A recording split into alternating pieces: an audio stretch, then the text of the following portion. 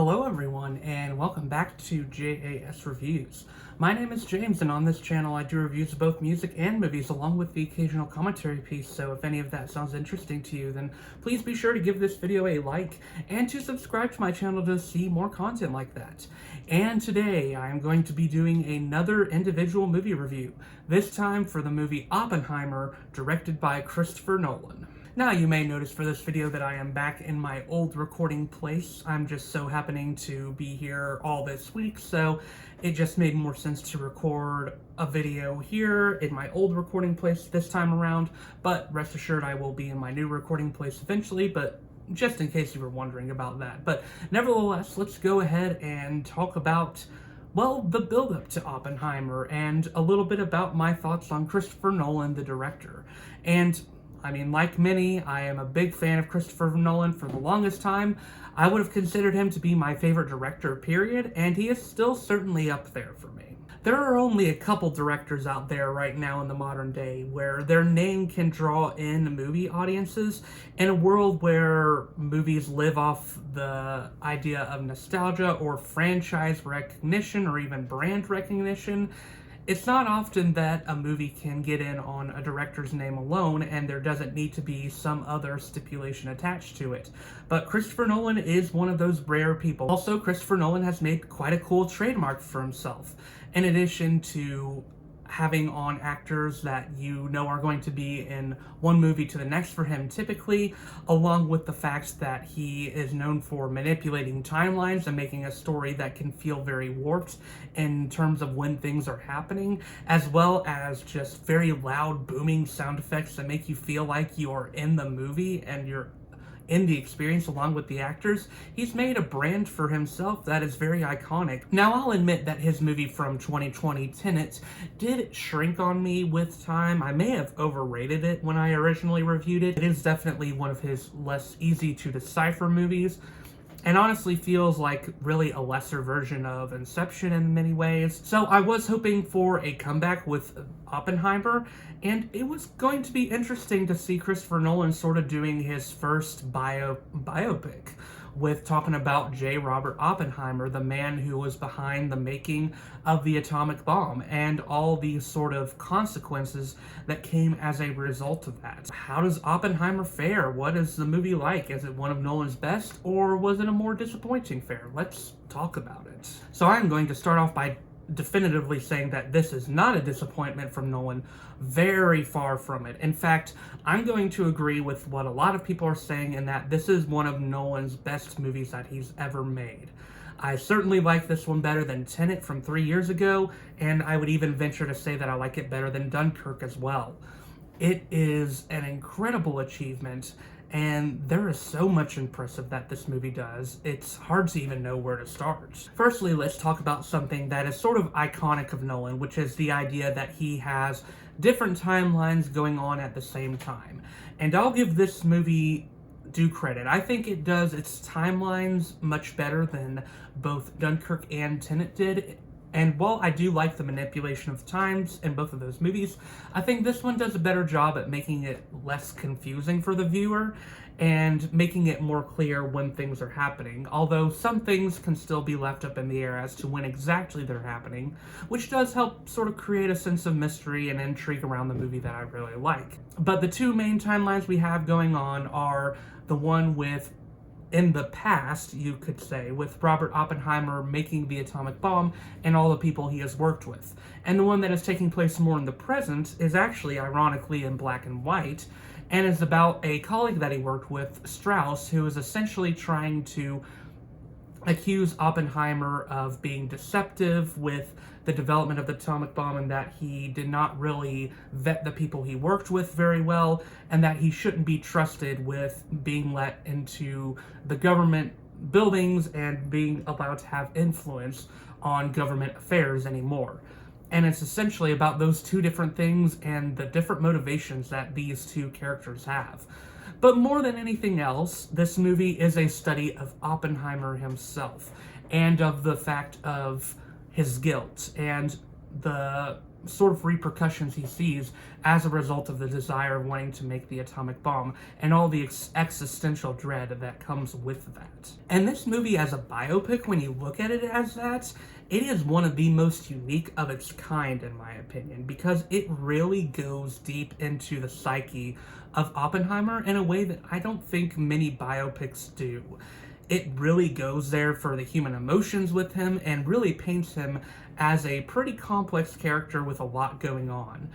He is not an entirely sympathetic character by any means, but the movie does get you into his mindset and get you into understanding the sort of motivations he had for building the atomic bomb, even if those motivations were probably inherently wrong. And I think by the movie focusing on Oppenheimer so much, it really goes hand in hand with Christopher Nolan's ultimate message about all the mistakes that were made with the development of the atomic bomb and how disaster was just inevitable from the start, from the fact that the ambition to develop it was one that was more selfish than anything else, that it was just the fact that Oppenheimer wanted to make an ambitious scientific investment, using the justification that if he didn't do it, another country certainly would. The more he tries to run away with it, or run away from it, the more that guilt comes to him full force, to the point where we get an explosive scene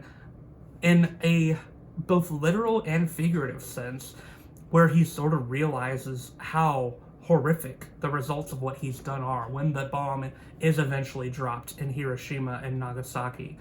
It is one of the most haunting scenes I have watched in a movie in recent memory.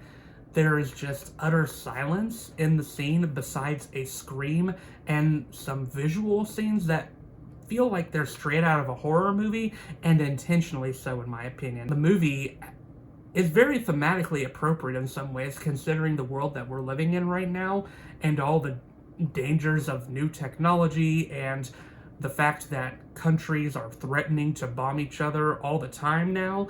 This movie feels very relevant for that reason, and it feels like Christopher Nolan had a modern reason to make it, beyond it just being a biopic about Oppenheimer. It also has a very clear thematic arc in it that is very well realized, in my opinion, and maybe the best thing about this movie. Visually, this movie is just, oh my goodness, it is amazing to look at.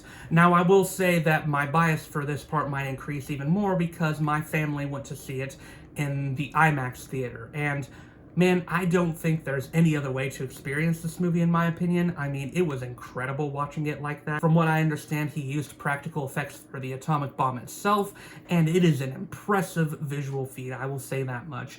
You feel like you are seeing the real thing going on, and it is incredibly haunting to watch, and it just works for what it does. I also love how they sort of represent Oppenheimer's mindset through different types of visuals. Performances across the board in this movie are pretty incredible, in my opinion. Let's start with the obvious standout here, Cillian Murphy as Robert Oppenheimer. I've always been impressed with this guy as a performer. He is pretty underrated, in my opinion, but it seems like with this movie, he's getting his due recognition finally, and deservedly so. He is on screen a lot of the time in this movie, and he has some very hard material to work with. He has to really go into the very complex ways that this character is portrayed in this movie. He has to give all those nuances and show them to the audience, and it works magnificently. I think perhaps when Murphy is at his best is when he, as Oppenheimer, sort of realizes the weight of what he's done, and just the looks of horror that Cillian Murphy can accomplish with just his eyes. It is incredible to watch, and it is quite haunting. It feels entirely believable, and it's just one of those great acting moments that I think will be iconic for years to come. It's also nice to see Robert Downey Jr. playing someone other than Iron Man. He really gives it his all here as Louis Strauss and provides a really interesting counterweight to Oppenheimer, but at the same time, sort of a commentary on how these characters are sort of the same in some ways. Like, they've made similar errors, but they're both pursuing the ramifications of those errors in very different ways. Whereas Oppenheimer is very guilty, Louis Strauss is very much so vindictive and is going after Oppenheimer in any way he can. And when you realize his ultimate motivation for going after Oppenheimer, it's pretty dark. And I think it's an interesting commentary on this movie that they're sort of centering the main conflict as between Oppenheimer and Strauss. Emily Blunt is great as Kitty Oppenheimer. If anything, I would have liked her to be in the movie more. She is sort of the emotional center of the movie in many ways. When Oppenheimer is dealing with his guilt, she is the one trying to center him and make him realize some pretty important things, like the fact that he can't be guilty for an action, or he shouldn't people shouldn't have to feel sorry for him, because he ultimately was the one that decided to do the action in the first place, while also showing that she did still love Oppenheimer in her own way, and that she was fiercely loyal to him. She would call him out and she would keep him accountable, but she would also be very caring for him and support him in his lowest moments. And I really like the duality of that character, which shows sort of the complexity of all the characters in this movie. Matt Damon is really good as this General Leslie Groves Jr., and it's sort of cool where they take his character. He may not be the most likable in the movie, but it is interesting to see the extent of his loyalty and how far he will go to prove that loyalty. Florence Pugh, even though she is not in the movie much either, I still think she very much so makes a mark in this movie and has probably the most heartbreaking resolution to her story. I really liked what she did with her character, and she just continues to be one of my favorite modern actresses working. It's impressive how, even in a movie with a role where it's smaller, she still manages to be a shining star in it all. And even the other supporting performances in here that weren't in the movie for very long, they all made their respective impressions, in my opinion. Rami Malek as David Hill, he didn't really get to do much till the end of the movie, but what he did here was incredibly memorable and something that really just impressed me and sort of left a pretty cool mark on the movie and how it ended. Benny Safdie is great as Edward Teller, and I just really appreciated how he portrayed his character. I thought he was really interesting to follow along with, and it was interesting to see his different perspective on making the hydrogen bomb as opposed to Robert Oppenheimer's. Kenneth Branagh was great as Niels Bohr. Josh Hartnett was great in here. I mean, I think just everyone in general in the supporting performances did a really good job here and created a cast that was just really impressive. Overall, Oppenheimer might be one of the best biopics I've ever seen. It has that signature Christopher Nolan touch to it. His directorial skills are all over this movie, from how he uses practical effects to the sound. I mean, Ludwig Göransson's score here is excellent. I loved it. It was beautiful and scary and just chilling all at the same time. All the performances here, everyone is bringing their A game, in my opinion, and just bring a movie together that is definitely one of Nolan's best. And this movie is just great, and it is Christopher Nolan at the top of his game, doing great stuff with his craft, along with a very talented cast and crew that all deserve their laurels for this movie. Expect to see a lot of nominations for this one at the Oscars. It's going to deserve it. Very strong, 5 out of 5 stars for me. Yeah, I'm excited that I have 2 movies this year that I've given 5 out of 5 stars. This has been a great year for movies, and this one has only solidified that fact for me. So yeah, that was my review of Oppenheimer. What were your thoughts on Oppenheimer if you've seen it? Once again, I recommend, if you have the opportunity to go see this in IMAX, please do so. You will not regret it. But yeah, that ends my review, and let me know your opinions. Once again, my name is James, and I do reviews of both music and movies, along with the occasional commentary piece on this channel. So if any of that sounds interesting to you, then please leave this video a like, and subscribe to my channel to see more content like that. And until then, I will see you all in the next video.